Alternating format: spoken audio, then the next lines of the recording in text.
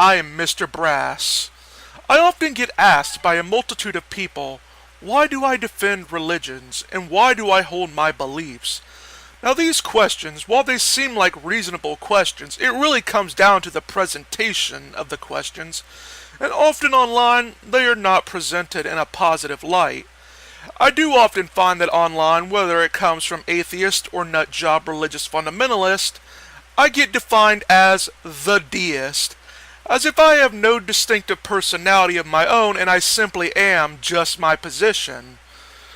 To you guys who think that, let me just say I'm not the deist. I am a man that happens to be a deist. Often people who read my blogs, watch my videos, or bothers to talk to me knows that I try to present myself in the most academic manner possible. I do this because of the fact that I hold knowledge and learning to be fundamental aspects of growing as a person, and I don't settle for second best in my presentation. The reason why I came to deism is that I earnestly did look at both sides of the argument. I read religious and atheist books, I watched content from both creators, I analyzed their arguments, and I engaged in the philosophy along with the science. I came out of Christianity after reading philosophy, history, and neuroscience. I, funny enough, didn't go into the task trying to debunk Christianity, but rather I just wanted to learn, and after I did learn, I found I couldn't believe in Christianity anymore.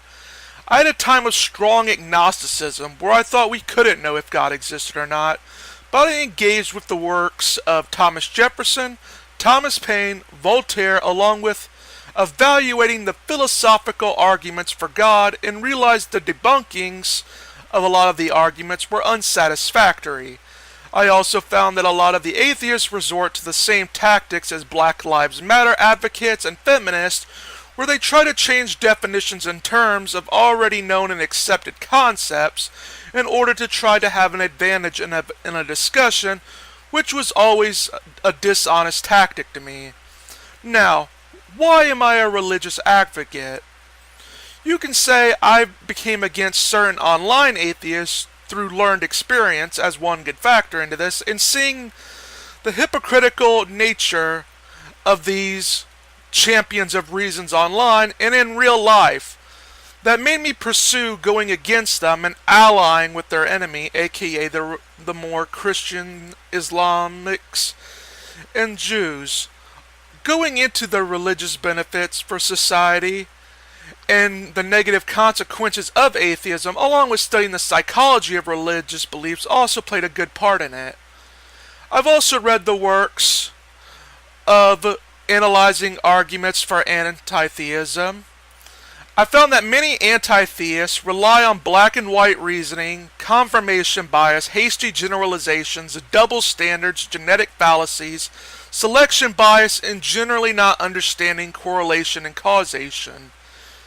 Being a guy that prides on knowing history and philosophy and being thorough in my research, I find the disrespect given to those fields by atheists who just want to fuel their anti-religious bias and promote their scientism to be deplorable.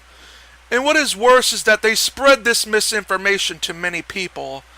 After encountering so many atheists online in forums and YouTube vids, and reading their books, I have found that despite having names like rational, skeptical, logical, and reasonable, they very often don't possess any of these qualities and are more or less just examples of the Dunning-Kruger effect. My original intention going into this whole field was just to correct misunderstandings and to help the skeptic community become more fact-based. When I cited sources, appealed to scholars and books, I was expecting atheists who made the mistakes to actually show the rationality that they say they have, but to my surprise, not did they show they were completely irrational by refusing to entertain the idea that they could possibly be wrong, but they also dogpiled on me and basically asked, how dare you question what I say? And when I mentioned I was a deist, I got the whole Sky Daddy routine and was automatically assumed to be irrational, uncommitted to the truth, and at worst to be mentally damaged. After having this happen over and over again and hoping for a different result, which is the textbook definition of insanity, by the way, I found that a lot of the atheist community and a lot of its advocates were beyond reasonable approach, and instead need more of a facts not feelings approach. Now, I do defend religions like Christianity, Islam, and Judaism, despite not believing in them. And why do I do this? I think it is because a lot of atheists often come from religious backgrounds with bad to moderate experiences from them, and as a result of this, they have an emotional and not objective approach to these religions and what tenets of the religions actually are, and as such, in this sense, they have relied upon unreliable emotional investments, which ends up costing them in their discussions.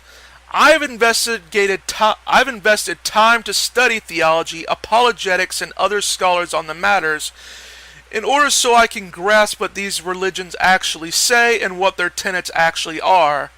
I'll say I take the Jefferson approach to these texts, where I think they serve as a good overall motivational guides for people, and I think they contain some cultural and philosophical truths to them, which on average makes me think that they are worth defending. I do find this whole attitude of, well, all my friends and myself of X group are good people, therefore you can't comment on the problems of the group, to be fallacious because it's a result of a selection bias. It would be like if I go to a rich black community and tell a rich black guy there are problems with the black community and the income level, and he responded, well, I and my friends have no problem with money, therefore you can't comment on the problems of the black community.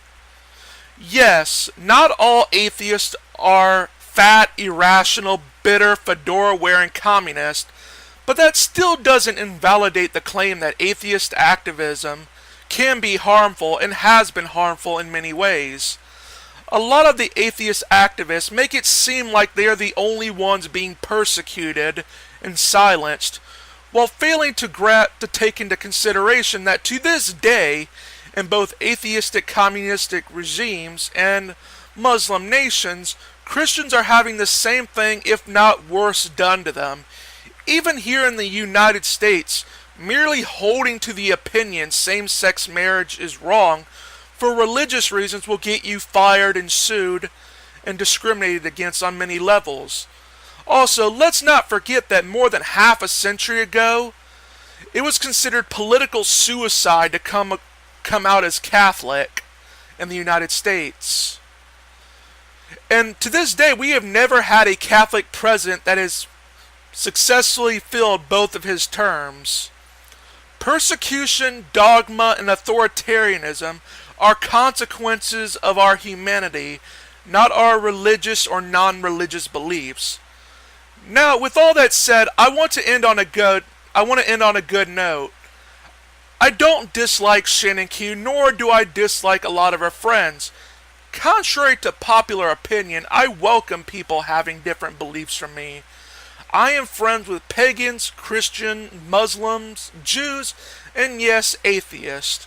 While I do defend religions, I also defend the importance of learning, having rational discussions, and promote friendship over division. Knowing good atheists makes me hate the dogmatic, stupid, and irrational ones even more. That is all for today. This is Mr. Brass saying goodbye and get wise.